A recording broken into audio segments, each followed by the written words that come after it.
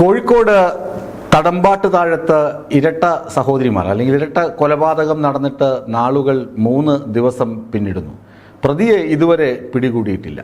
ചില പ്രതികളാണെങ്കിൽ പോലീസിനെ മൂക്കിട്ട് ഇക്ഷ എണ്ണ വരപ്പിച്ചുകൊണ്ടിരിക്കുകയാണെങ്കിൽ ചേർത്തലയിലൊക്കെ. പക്ഷേ ഈ കോഴിക്കോട് സംഭവിച്ചത് അവരുടെ ഒപ്പം താമസിച്ചിരുന്ന സഹോദരൻ പ്രമോദാണ് ഈ കൃത്യം നിർവഹിച്ചത് എന്ന് ഏകദേശം ഉറപ്പിച്ചു കഴിഞ്ഞു അന്വേഷണ സംഘം.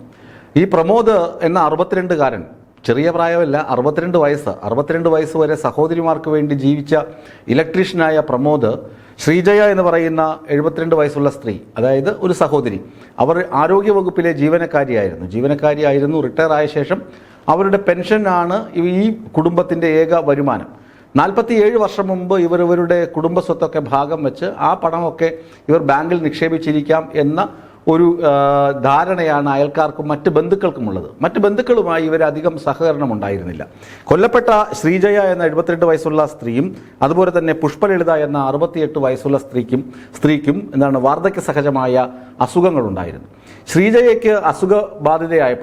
അസുഖബാധിത ആയതിനു ശേഷം ഈ പ്രമോദ് മറ്റ് ജോലിക്കൊന്നും പോയിരുന്നില്ല. ഈ സഹോദരിയെ വീട്ടിൽ ശുശ്രൂഷിച്ച് വീട്ടിൽ തന്നെയായിരുന്നു എന്നാണ് അയൽക്കാർ പറയുന്നത്. ഇനി സംഭവം നടന്നതെങ്ങനെയാണ്? അത് ഞാൻ കഴിഞ്ഞ ദിവസം പറഞ്ഞിരുന്നു.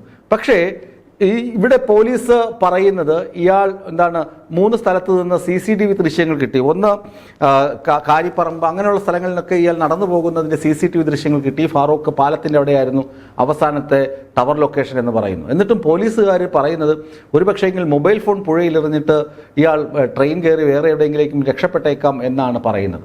അങ്ങനെ സംഭവിക്കുമോ അതോ ഇയാൾ തന്നെ പുഴയിൽ ചാടിയോ? അതൊരു ന്യായമായ സംശയമല്ലേ? പ്രതിയും ഈ പ്രമോദും പുഴയിൽ ചാടി ജീവനൊടുക്കിയെങ്കിലോ? അത്തരത്തിലുള്ള ഒരു അന്വേഷണവും പോലീസ് ഇതുവരെ നടത്തിയിട്ടില്ല. ഈ സംഭവം നടന്നത് നമുക്കറിയാം. പുലർച്ചെ 5 മണിയൊക്കെ ആയപ്പോൾ പ്രമോദ് ഒരു ബന്ധുവിനെ ഫോണിൽ വിളിക്കുന്നു. എന്നിട്ട് സഹോദരിമാരിൽ ഒരാൾ മരിച്ചുപോയെന്നും ഇതുവരെ വരണമെന്നും ആവശ്യപ്പെടുന്നു. ഈ വിവരമറിഞ്ഞ ബന്ധുക്കൾ സ്ഥലത്തെത്തിയപ്പോൾ വീട് പൂട്ടിയിരിക്കുന്നു. പ്രമോദിനെ സ്ഥലത്ത് കാണാനില്ല. അവർ പരിശോധിച്ചപ്പോൾ 2 മുറികളിലായി 2 സഹോദരിമാരും മരിച്ചു കിടക്കുന്നു. മൃതദേഹം വെള്ള തുണി കൊണ്ട് മൂടിയിട്ടുമുണ്ട്. അപ്പോൾ തന്നെ പോലീസിനെയും നാട്ടുകാരെയൊക്കെ വിവരം അറിയിച്ചു.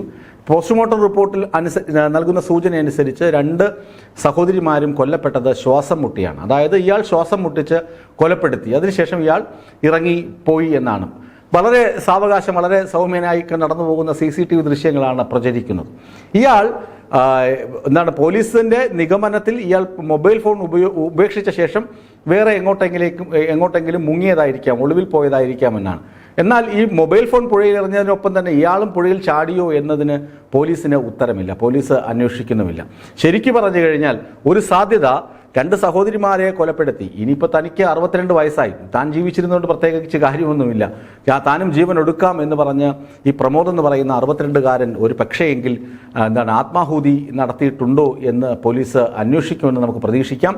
അതുകൊണ്ടാകണം ഈ 3 ദിവസമായിട്ടും ഈ ഒരു പ്രതിയെ പിടിക്കാൻ പോലീസിന് കഴിയാതെ പോകുന്നത്. അല്ലെങ്കിൽ ഈ 62-കാരൻ സ്വതവേ ശാന്തശീലൻ, സഹോദരിമാരെ ശുശ്രൂഷിച്ച് പരിപാലിച്ച് വീട്ടിൽ തന്നെ ഉണ്ടായിരുന്ന ആൾ, അയാൾക്ക് 3 ദിവസമൊന്നും ഒളിവിൽ കഴിയാൻ സാധ്യത വളരെ കുറവാണ്.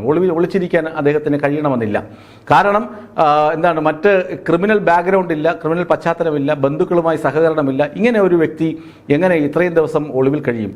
പണവുമില്ല കയ്യിൽ. പണം കയ്യിലുണ്ടെങ്കിൽ പിന്നെയും കുഴപ്പമില്ല, എങ്കിലും പ്രായം നോക്കണം. 62 വയസ്സായി. ഇനി എവിടെയെങ്കിലും ഏതെങ്കിലും സന്യാസ കേന്ദ്രങ്ങളിലേക്ക്, വാരണാസിയിലോ അതുപോലുള്ള സ്ഥലങ്ങളിലേക്ക് പലായനം ചെയ്തോ, ഓടിപ്പോയോ എന്നൊക്കെ പോലീസ് സംശയിക്കുന്നുണ്ട്. പക്ഷേ ഇയാളും പുഴയിൽ ചാടി എന്ന ഒരു സംശയം അവിടെ പരക്കുന്നുണ്ട്. ഇയാളും പുഴയിൽ ചാടിയിരിക്കാം. പോലീസ് പക്ഷേ അക്കാര്യത്തിൽ സ്ഥിരീകരണമൊന്നും നൽകുന്നില്ല. ഒരു അന്വേഷണവും ആ ഭാഗത്തേക്ക് നടത്തുന്നില്ല എന്നത് വളരെ നിർഭാഗ്യകരമാണെന്നും നാട്ടുകാർ പറയുന്നുണ്ട്.